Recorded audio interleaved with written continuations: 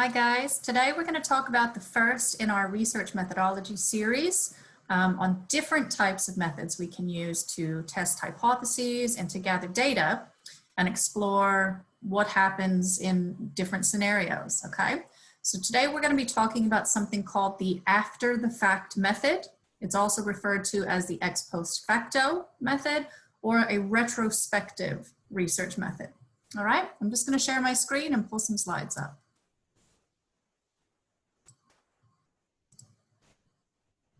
Okay, so the after the fact method is just like it sounds. We're looking at something, at a phenomenon after an independent variable has come in and already happened. So we consider this kind of the most user-friendly version of problem solving, and we do it all the time. Doctors, when they examine you and they're trying to figure out why you're sick, or looking back going, okay, were you exposed to somebody who had illness? Did you eat something that made you sick? Looking for different reasons on why you're having symptoms or having sickness now. Same thing with car mechanics, same things with scientists, okay? So it's basically seeing a scenario as it is now and looking back into the past to try and explain why we're in the position we are now. We can kind of think about it as putting a whole bunch of pieces together to get a full picture, okay? Sometimes we don't have all the pieces though. So if we've got a 300-piece puzzle, we might only have 150 pieces.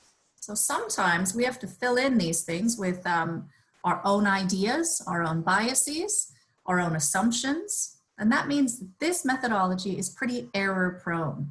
As a researcher, I don't have control of anything in the scenario, so we tend to think it's the most error-prone method, all right? We kind of rely on believing is seeing. And what we can't see, when we can't see what happens, we still need to make decisions. So this method comes with a lot of reasonable doubt, all right? Now let's talk about this in terms of something related to criminology. What about when a person dies from murder, we need to figure out who did it. If you've seen Murder on the Orient Express or read the book, you'll probably recognize these names. So these are all the suspects for who killed the man in the book, Murder on the Orient Express. Poirot is the investigator in this book, and he has to rule out every single person on the list and determine what actually happened and how a person ended up dead. So let's think of this in terms of research. Why does this method work so well for things like determining who committed a murder? Well, let's say we have 15 suspects in a murder case. Now, we know 15 people didn't kill a single person, and there are ways we can easily rule out some of these suspects. We can use things like time frame, theory frame, specialization, motive, all of these sorts of different avenues to reduce the number of suspects so that we can work with it. Same thing with illness, okay? If you look down here at the bottom of the screen, you can see a whole lot of X's, all the way going from X1 all the way to X15, and then a single O. So our O is going to be the outcome that we're currently assessing, and the X's are going to be the contributors to that outcome. So in this case, it would be the suspects in our murder. Think about time frames. Can we rule out people as suspects in a murder based on time frames? Well, yeah, we can. If a person was halfway across the country when a murder happened, we know that surely highly unlikely they could fly back, kill somebody, and get back to where they were going. Can we rule out all the suspects? No, but we can rule out some, all right? Let's think about motives. Can we rule out all the suspects based on motive? Well, as we know, not every murder has a motive. Most of them do, and from what we can see in the news, most people are killed by people who are known to them. So we can definitely rule out some people based on theories of motive, but not everybody. And if you've watched Murder on the Orient Express, you know exactly what I'm talking about. Almost everybody on that train had a motive to murder. And then getting further down the track and limiting our suspects even further, we can think about using specialization. Now, this is what happens when we get into court and we're thinking different types of evidence, okay? Handwriting, DNA, pings from a cell phone tower. So although these might not be completely fail-safe, everything added up makes a really good circumstantial case sometimes. But we can't rule out everybody. So even though we can rule out some suspects, it is not completely error-prone when we use the after the fact or the retrospective model, but it can get us to a better situation than we began with. So in summary, we can think of the after the fact, the ex post facto, the retrospective research method like this. Some outcome has occurred, okay? We're kind of thinking of going back in time to examine a probable cause. So let's say a bridge collapses. A bridge collapses in Brisbane, and a lot of cars and people end up in the river. Unfortunately, there are some deaths. There's a lot of destruction. Traffic comes to a halt. Engineers and people who work for the council need to go back and examine, why would this bridge collapse? Was there some sort of structural error? Was there an earthquake? Was it bombed? I mean, so many different reasons, and rule them out one by one until we get a pretty good idea of what happened, but it's not 100% fail-safe. All right, the advantages of using an ex post facto model is, it's pretty simple. We can work through it systematically. Doctors do this every day, all right? Policemen do it every day. The main strength, really, using this type of research model is it can help rule out certain causes for an event to happen. And it's easy to apply. We do it in our everyday lives all the time, all right? Disadvantages, though, is it's not 100% fail-safe. It is very error-prone due to biases. And you don't have to look much further than the idea of tunnel vision when it comes to police officers investigating a homicide.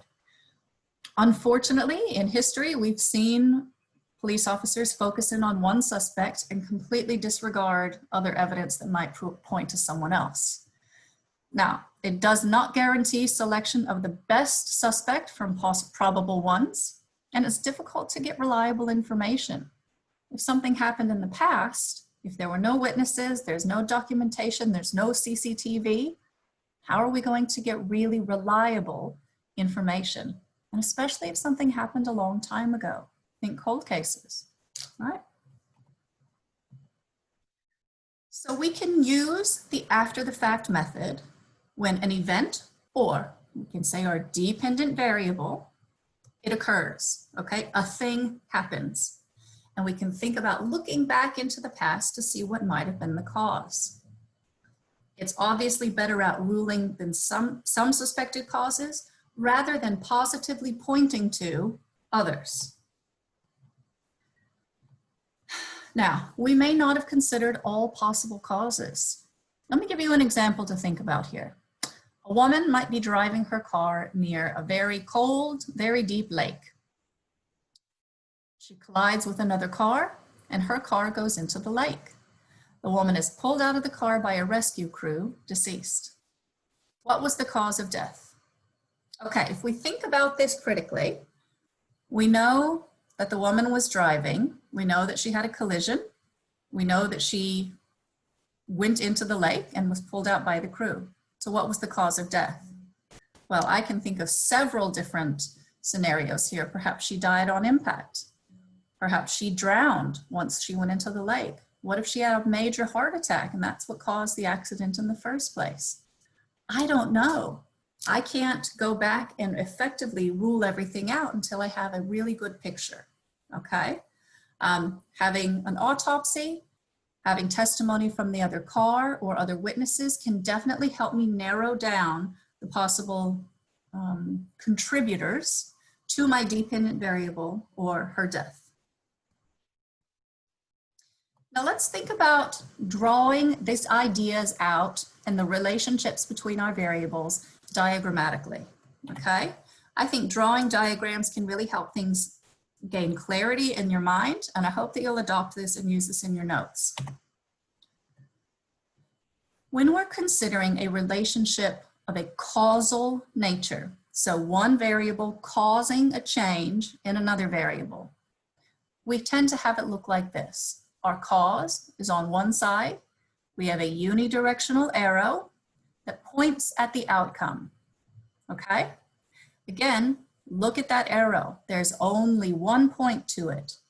It's saying it only goes in one direction. The outcome cannot cause a change in the cause. That wouldn't make sense. So your cause is going to have an impact on the outcome. We can also denote this with X's and O's, and you might see this throughout the lectures from here on out. We can think of our independent variables or our causes as X's, okay? And we can think of our outcomes, our effects, our dependent variables as O's. So same sort of diagram, but pointing in the same direction, just with X's and O's, all right? So this way you can keep clear in your mind which one is affecting the other and which one is an independent variable or a cause or contributor, and which one is a dependent variable. When we think about using retrospective, after the fact, ex post facto research, this is essentially what we're doing here in this model. We know our cause affects our outcome, but we don't have the cause in front of our eyes. We have the outcome, and what we need to do is take a look back in time to try and determine the cause or the contributing factor. Okay, when the woman was pulled dead from the lake, we need to go back and say, what could have contributed? And I can think of 3 possible ways that she could have died. Then we need to be able to rule out some of those improbable causes.